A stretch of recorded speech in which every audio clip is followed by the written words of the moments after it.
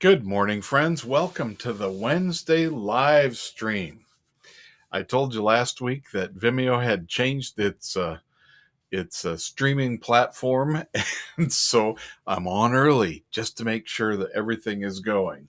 So if you've joined us a minute after we've started, that's not a problem.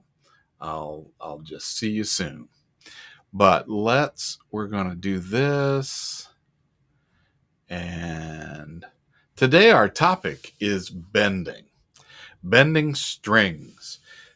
Typically on dulcimers, we think of playing the strings we have. On a hammer dulcimer, we have certain notes that are just always what they are. And if we need the chromatic notes that go in between,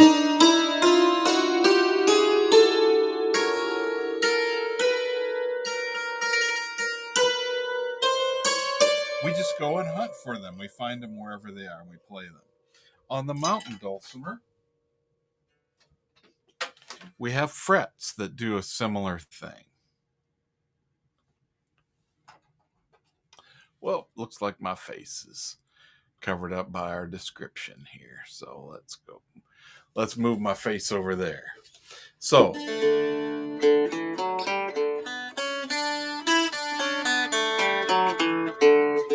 now the mountain dulcimer and the hammer dulcimer are both laid out in diatonic patterns.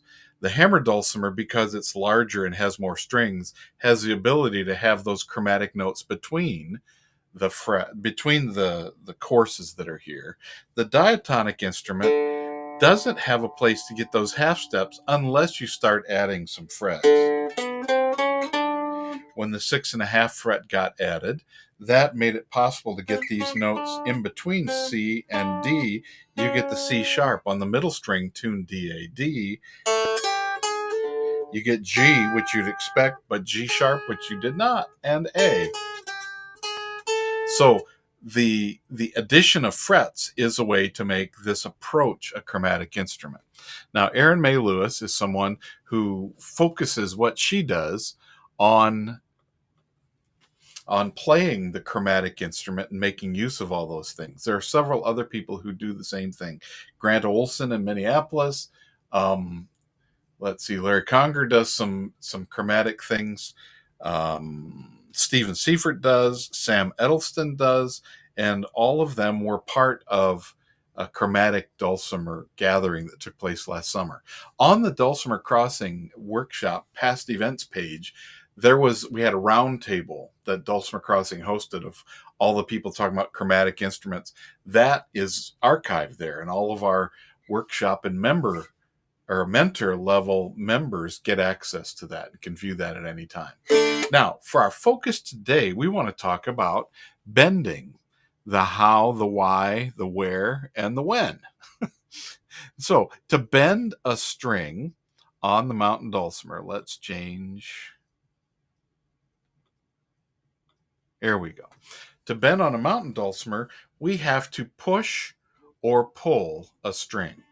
If I'm playing on my bass string, if I push on, it's going to fall off the fretboard.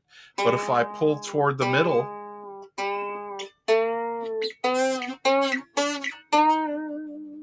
I can get a real extended vibrato. If I'm on the middle string, I can push or pull, and I can change the pitch of that string by pushing or pulling. If I have a melody string or strings, if I pull, it's real easy to pull them off the fret completely, just like the bass string. So I want to push instead of pull. Does that make sense? Let me just check and make sure that what we have going on here is I can respond. Here we go. I want to be able to respond to your questions as they come up in the chat on our Facebook page. So on the mountain dulcimer, the bass string, I got to pull toward the middle. The melody strings or string, I need to push toward the middle. The middle string, I can push or pull in either direction. Now, what's happening when I do that? There are three things in string physics that are applicable to both instruments. The diameter of the string determines pitch, because there's a certain place at which a certain diameter of string is going to break or not have any tone at all. So the thicker string is lower, the thinner string is higher. That's one thing. The tightness or the looseness of the string will have an effect on what's happening. If it's tight, it's going to be higher. If it's loose, it's going to be lower. And that's what we do when we're tuning. Finally, the length of the string is going to determine the pitch as well. The longer the string, the lower the pitch. The shorter the string, the higher the pitch.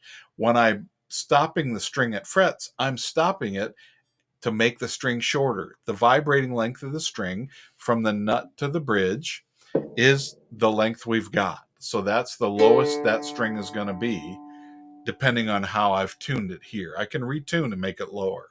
But when I've set it up as a particular set of pitches, I can only make the strings get shorter. And that makes the pitch go up as I move toward the bridge, which is why I always am oriented. When I go toward the bridge, I'm up. When I'm going toward the nut, I'm down. It doesn't matter where in space my instrument is. It has to do with pitch. So when I'm talking about up and down, I'm always talking about pitch. That means on a mountain dulcimer coming toward my body to the thinner strings, I'm going up. When I'm going away from my body toward the lower strings, I'm going down. Now, we also talk about in and out, but that's not for today's conversation.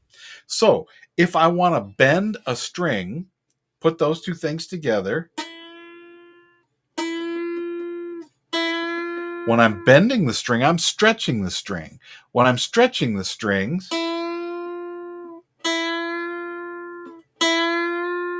I'm taking that pitch. And because I'm tightening the string, I'm making it higher. I'm also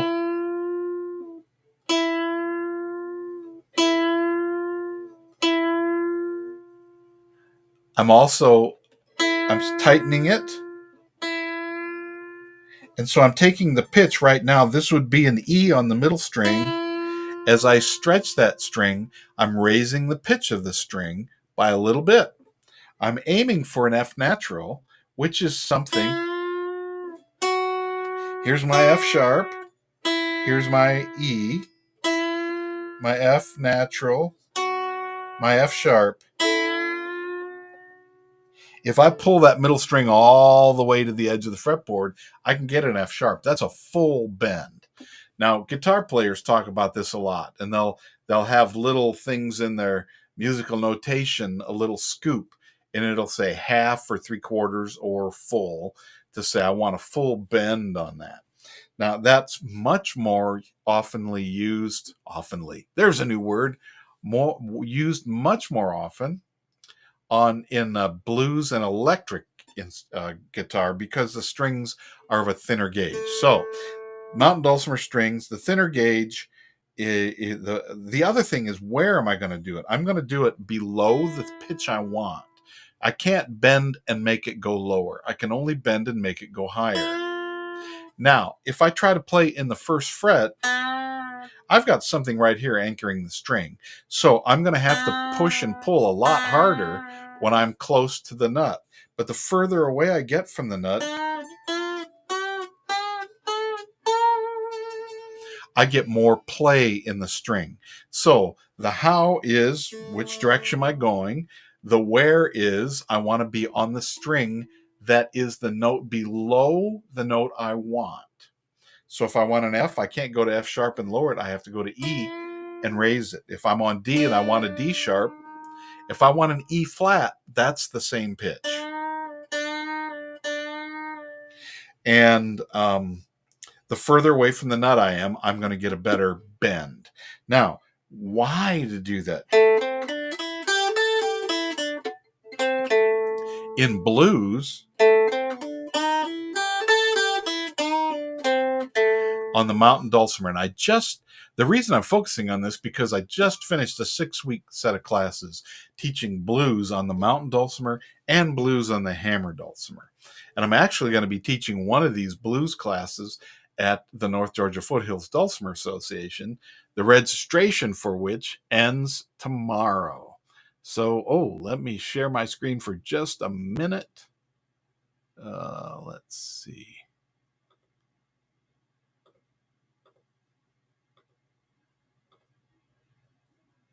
Did I have the issue of not being able to share the screen last week? Here it is. I want to share a screen. I just have to find it. Here it is. New tools, new locations. The registration for this festival is going on right now, but it ends November 11th at 11:59 p.m. Eastern Standard Time. So I have several workshops available there, but you know what? A lot of people have workshops, and there's a lot of room in those workshops yet. They are by no means full. So if that's something you're interested in, this is a festival that has happened for years in Helen, Georgia. It used to be called Unicoi, sponsored by the North Georgia Foothills Dulcimer Association. Long commercial for blues on the mountain dulcimer. Now, everything we're doing here, that's why when I bend that, I have in the blues scale, starting in A, C, D, I need a flat 5, which is the E flat, also known as D sharp, so I'm going to be on the D.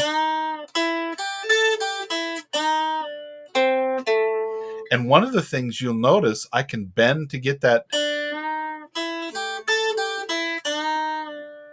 and I can release. So I can get 2 notes for the price of 1. Now, you may be saying to yourself, that's fine for mountain dulcimers, but that'll never work on the hammer dulcimer. And I'll say, let's see about that. On the hammer dulcimer, the same principles are at play. My bridge is here, my bass bridge here, my treble bridge here. What is on where the strings stop vibrating on the sides of the dulcimer underneath my dampers is the nut. It's the same equivalent to the nut on a mountain dulcimer. So my vibrating string length is from the nut to the bridge. I don't do the same up and down thing here because we don't have the same gravity things that people are talking about. But I'm always relating up and down as they relate to pitch, not distance from the floor or from the ground to the sky. But if I get myself like before, here's where it starts, here's where it stops. If I get myself halfway in between,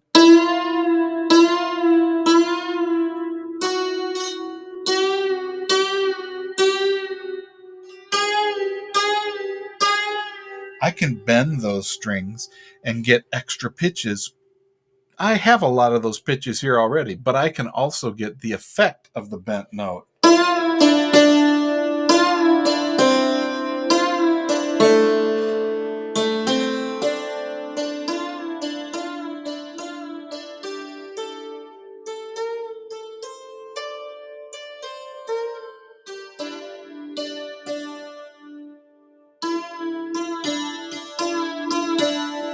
Now, the where is I have to be on the opposite side of the string that I want to play. If I bend on this pitch and play on the same side that I'm bending, I'm stopping the string. So I'm not going to get the tone I want. I've got to be on the other side of the string I want to bend.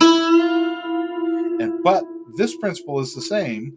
If I want to play an F natural, I can't bend an F sharp and get it to become an F natural because every time I push, I'm making the pitch go up.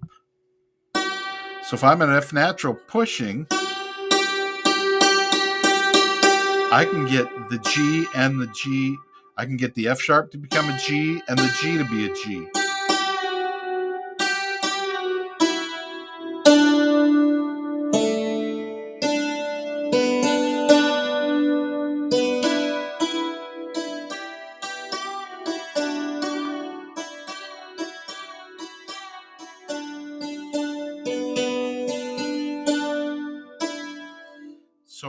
I want to be certain that when I'm pushing on the other side of the string that I want to hear. So if I want this note here, I want an A flat or a B flat. There's my B flat that's tuned that way.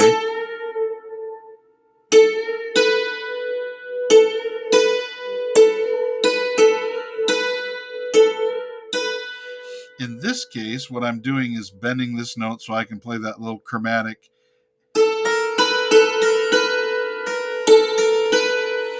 Or I can bend.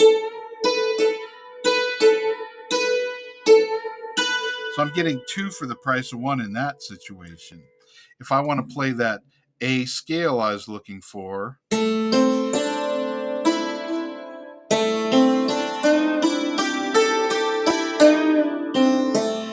I need the flat 5, the E flat, which is here.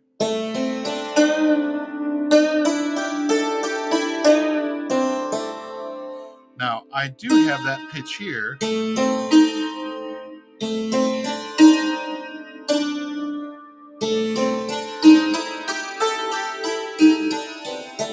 But if I want to bend for it,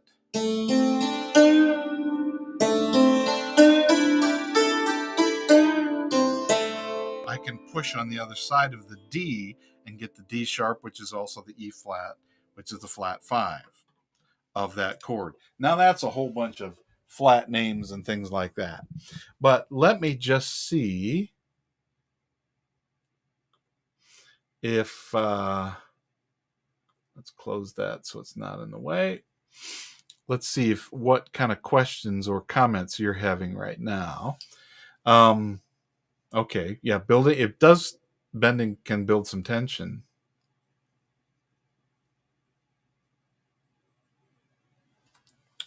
That's true. When you have discrete pitches on an instrument, like a piano, like a hammered dulcimer, like a guitar, like a mountain dulcimer, to get those tones that are in between the cracks, Western music doesn't use all those notes. Eastern music does. The Arabic maqam, or the maqamat, which is the plural of maqam. A maqam is like a scale or a mode. There are some where you tune the note half flat. So it has more than 12 tones between the pitches and the octaves. There might be 15, there might be 21. The same thing happens in Indonesia and Southeast Asia, and in India, actually, southern Asia, where people are taught to hear all those pitches in between. We listen and we say it sounds like it's out of tune because we've been taught not to hear those pitches. I had a friend, Subhashini Bandhu, was in seminary with me. She was from South India, and when she was singing a tune for our holiday celebration at Christmas, my friend Hank, who had majored in music composition in his undergrad, was at the piano, and he looked at me and says, she's singing what we can't hear. She's singing in the cracks.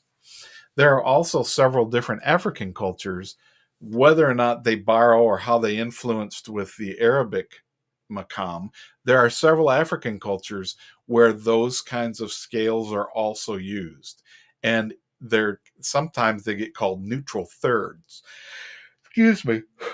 And you can hear this in African American gospel music as well, when they'll full throated singing and you try to match all the pitches that are being sung, and the piano doesn't give them to you because what's being sung is something that's in the cracks in between. Bending gives you an opportunity to do that. Now, another question: do fiddlers bend? I have not seen that happen very often, but if you know fiddle players, you know they fiddle around. So there's probably some that are going to do some bending. But most of what they're doing is actually, if they're bending, it's pulling hard on the bow, which actually bends the string a little bit.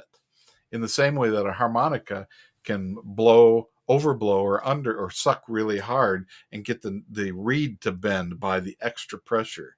The reed is tuned to a certain length because it's a certain length, certain thickness.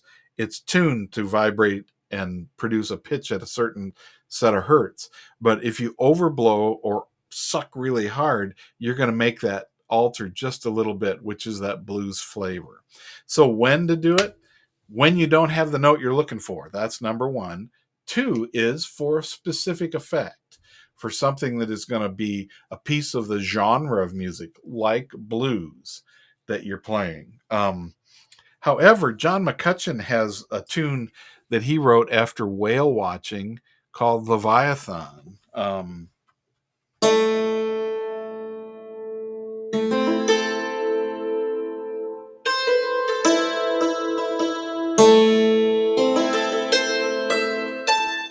And he gets to the end and he uses the bending to be the whale song sound that we have heard recorded before, with whales deep in the ocean singing, and that really low. So that's that can be an effect. It can be an imitation of some other instrument, like a whale, or saxophones will often blow and underblow the same way the harmonica does with their reed, so they can bend the notes. Reed instruments do that a lot. Guitarists do it on strings. Mountain and hammer dulcimer players can do it on strings. It extends the note range possibility of what we can get between our frets. On the mountain dulcimer, it can give us the effects of those notes in between this note and that note by bending.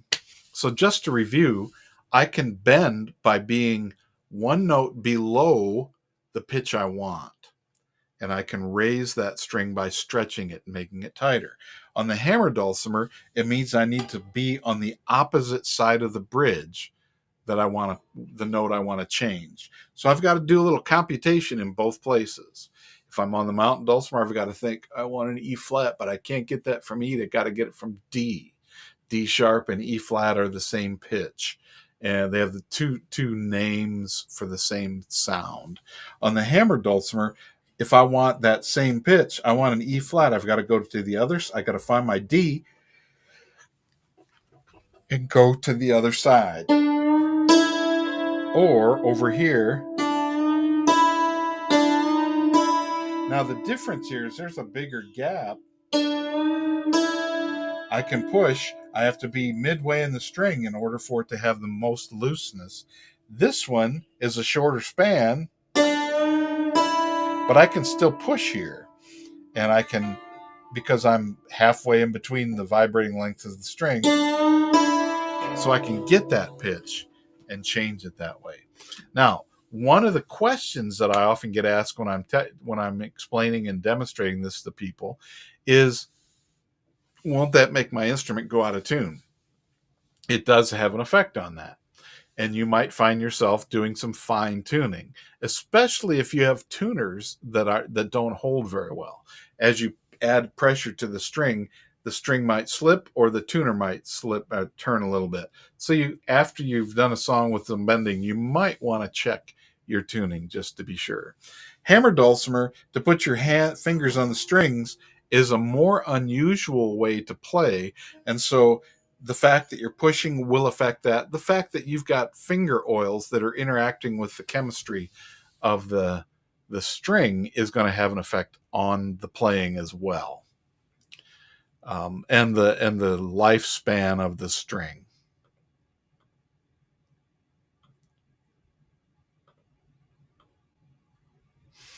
So that's bending on the dulcimer. If you have questions, you feel free to add them into the chat right now. If you are watching this as an archive, then feel free to add them to the chat when you have the questions. How's that? Now, there's a few things I want to let you know about that are coming up. I already mentioned the North Georgia Foothills Dulcimer Association. Registration ends tomorrow.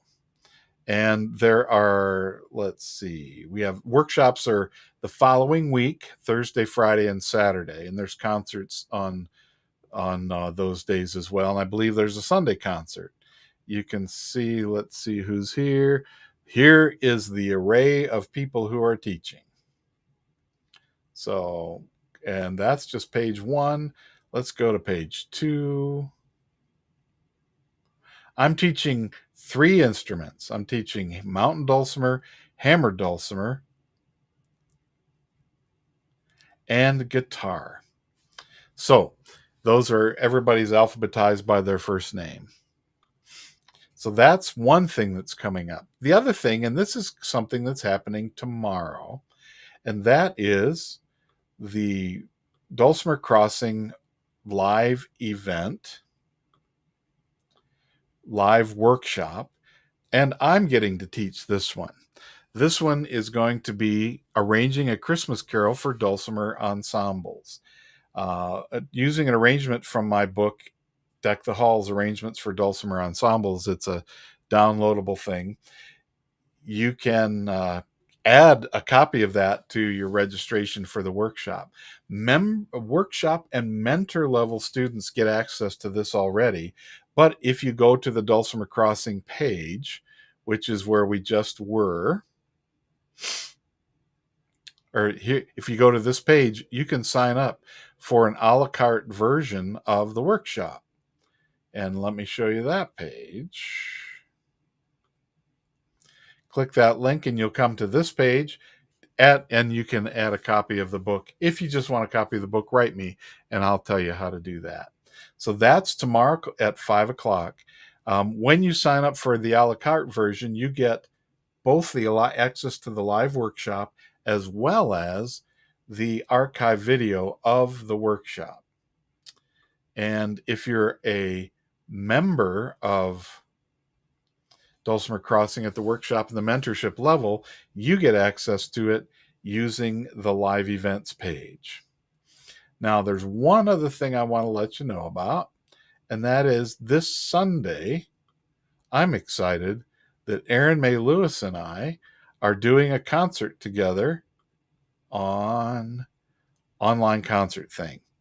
Now, she lives in Wichita, Kansas. I live in Utah. I mean, not Utah. I've moved. I live in Idaho. But we're doing a concert where we are pre-recording our parts and putting them together. And the title of this one is gratitude. So we're focused on gratitude. The live event, Jim, yes, it's a mountain and a hammered dulcimer focused workshop. And in most of our workshops, what we try to do is make sure that we have translation. So if we have a mountain dulcimer instructor or a focus of the workshop, that we also have a translator. So if we have a hammered dulcimer person, Erin May or I both translate to the mountain dulcimer. If we have a mountain dulcimer ensemble or mountain dulcimer instructor or focused workshop, then we will have an instructor. Well, either one of us will. Did I say mountain? Yes. If there's a mountain, Erin May will often give some side descriptions of that. I will give hammer dulcimer translation. Now, I also want to give you just oops, I forgot to stop that. Okay. Now let's show this one other thing. Yep. You can see coming up in December, we have a mountain dulcimer focused workshop. But we'll have the translation. I'll offer that for hammer dulcimer. Aubrey Atwater is going to show us a very Ritchie Christmas from the Gene Ritchie family tradition, and several different. She's got 6 seasonal songs from that family. In January, we have Mark Allen Wade coming with an interactive arranging workshop on an O'Carolan tune. Turlough O'Carolan was a blind Irish harper, and a lot of his tunes have been very well received and lay nicely on the hammer dulcimer.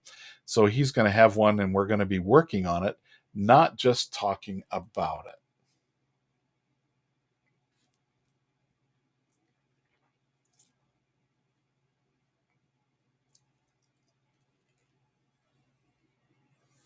Okay. Well, friends, as always, if you have other topics that you would like to see covered, make sure you write to me. You can add them here in the comments of this workshop, or you can send them to me, steve@dulcimercrossing.com. And